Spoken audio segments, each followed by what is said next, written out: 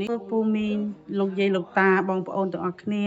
នាងខ្ញុំឈ្មោះឆោមជាយាគឺធានសមាគម The Southeast Asian Freedom Network ដែលពួកខ្ញុំបង្កើត25ឆ្នាំមុន for the Southeast Asian Freedom Network បង្កើតនៅ Bronx New York and ពួកខ្ញុំគឺសមាគមមួយដែលជួយជនអាស៊ីតទៅនៅក្នុងស្រុកអាមេរិកនេះខ្ញុំមាន network of Cambodian organization, Vietnamese organization, Lao organization, Hmong organization across the country, and we're here to find justice for Cambodian, Vietnamese, Hmong, Lao, Southeast Asian refugees living in the United States. Southeast Asian Freedom Network was founded right after the signing of the secret repatriation agreement between Cambodia and the United States, where we saw the first wave of deportation for Cambodian. ទីមួយខ្មែរយើងនឹងអ្នកដែលគេបញ្ជូនមុនគេបង្អស់ហើយពួកខ្ញុំចូលគ្នារួមគ្នាដើម្បីប្រឆាំងការបញ្ជូនខ្មែរយើងទៅស្រុកខ្មែរវិញដែលមកជា refugee ក្មេងៗមក refugee ហ្នឹងណាបើនិយាយខ្លីទៅថាខ្មែរយើងហ្នឹងនៅបង្កើត the movement to end Southeast Asian deportation នៅស្រុកអាមេរិកនេះយើងទៅ United Nations យើងទៅស្រុកខ្មែរស្រុកវៀតណាមស្រុកឡាវតចាដើម្បីកុំឲ្យគេបញ្ជូនកុំឲ្យទទួលក្មេងៗដែលមកចេះ refugee ឥឡូវនេះគាត់បានគេបញ្ជូនទៅវិញ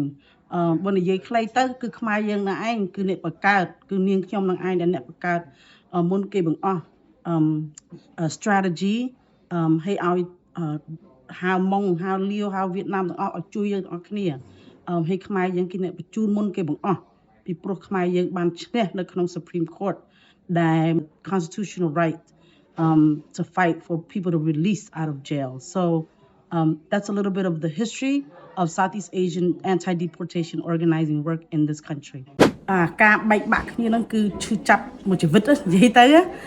គាត់បាន criminal conviction ហ្នឹងគាត់ serve 2 year 3 year 5 year ហើយមិនទៅបញ្ជូនគាត់ទៅវិញម្ដងទៀតនិយាយទៅខ្លីទៅ double punishment. We don't agree with double punishment.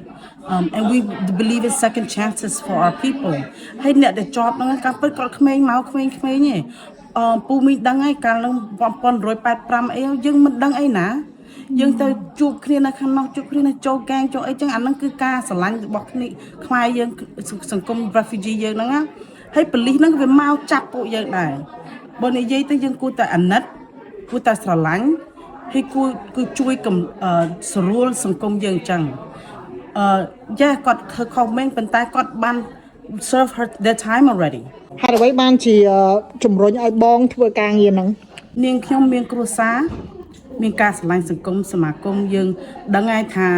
ម្ដាយយើងពូយើងមីងយើងហើយខ្ញុំហ្នឹងកើតខ្មែរក្រហមដែរហ្នឹងណាការបែកបាក់គ្នាហ្នឹងគឺឈឺចាប់មួយជីវិតនិយាយទៅ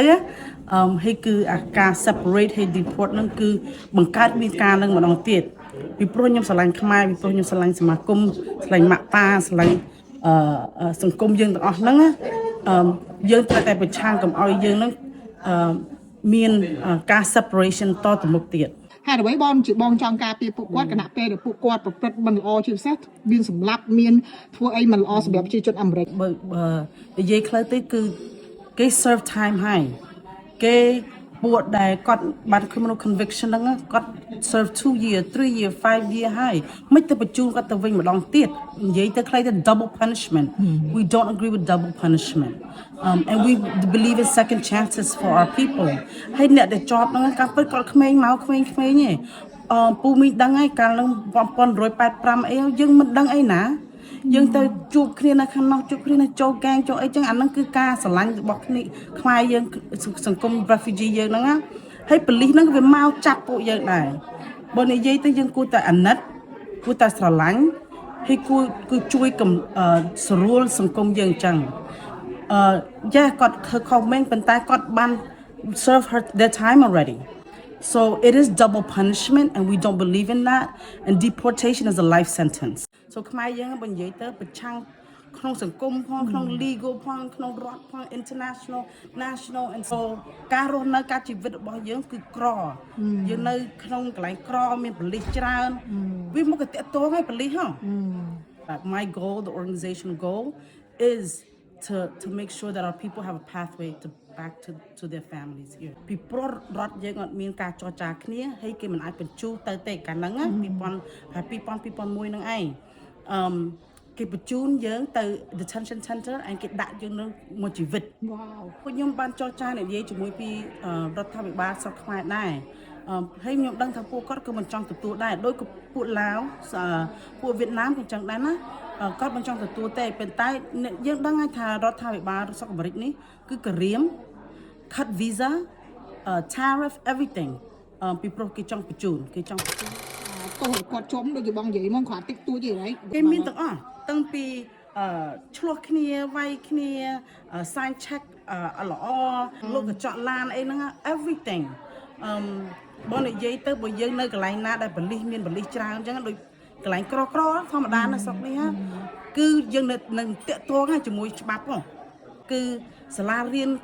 នៅស្រុកនេះក៏មិន educate a lot of people in our community too right so ការរស់នៅការជីវិតរបស់យើងគឺក្រយើងនៅក្នុងកន្លែងក្រមានបលិសច្រើនវាមកតាក់ទងឲ្យបលិសរឿងបញ្ជូនហ្នឹងគឺ life sentence and that's not what we want to keep our family together ពួកខ្ញុំបានចរចានិយាយជាមួយពីរដ្ឋាភិបាលស្រុកខ្មែរដែរហើយខ្ញុំដឹងថាពួកគាត់ក៏មិនចង់ទទួលដែរដោយពួកឡាវពួកវៀតណាមក៏ចឹងដែរណាគាត់មិនចង់ទទួលទេប៉ុន្តែយើងដឹងថារដ្ឋាភិបាលស្រុកអាមេរិកនេះគឺការៀម cut visa tariff everything ពីព្រោះគេចង់បញ្ជូនហ្នឹងគឺ plan គេយូរហើយណានៅក្នុងឆ្នាំ2001កដាស់ស្នាមដែល repatriation agreement ហ្នឹងthen they signed it with Vietnam and they actually don't have a repatriation agreement ជាមួយ Laos right now but they forcing them to take anyway and I know that these countries particularly Cambodia don't want to accept people right they want people to be united with their families to not be separated from their family and so we went to renegotiate and help figure out what is a new repatriation agreement and in 2001 there was an individual named Kim Ho-ma who went to Supreme Court គាត់ទៅតវ៉ាជាមួយរដ្ឋាភិបាល United States នឹងថាពេលយើងចេញពីគុករដ្ឋហើយ state or federal យើង serve sentence ហើយគេបញ្ជូនទៅកន្លែង detention center ពីព្រោះរដ្ឋយើងអត់មានការចរចាគ្នាហើយគេមិនអាចបញ្ជូនទៅទេកាលហ្នឹង2001ហ្នឹងឯងគេបញ្ជូនយើងទៅ detention center ហើយគេដាក់យើងនៅមួយជីវិត wow បើនិយាយទៅហើយគាត់ប្រឆាំងthe law to detain indefinitely because you had no country to be deported to and he won គាត់ឈ្នះនៅ the 13th Circuit in Supreme Court and when គាត់ឈ្នះthe repatriation agreement got signed immediately to deport and he was actually one of the first people to be deported so ខ្មែរយើងបើនិយាយទៅប្រឆាំងក្នុងសង្គមផងក្នុង legal ផងក្នុងរដ្ឋផង international national and so I have the hope that we will continue to fight my goal the organizational goal is to make sure that our people have a pathway back to their families here ICE never existed before and it shouldn't exist anymore ICE very cold everyone know that regardless យើងមាន citizen យើងមានច្បាប់អីតាមពិតគេគ្រាន់តែឃើញពេលយើងនឹងយើងនិយាយមាន accent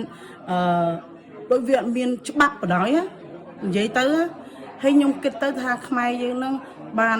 ឆ្លងការក្រៀមក្រំការភ័យច្រើនណាស់ហើយអញ្ចឹងបានវាដូចវា trigger ម្ដងទៀតណា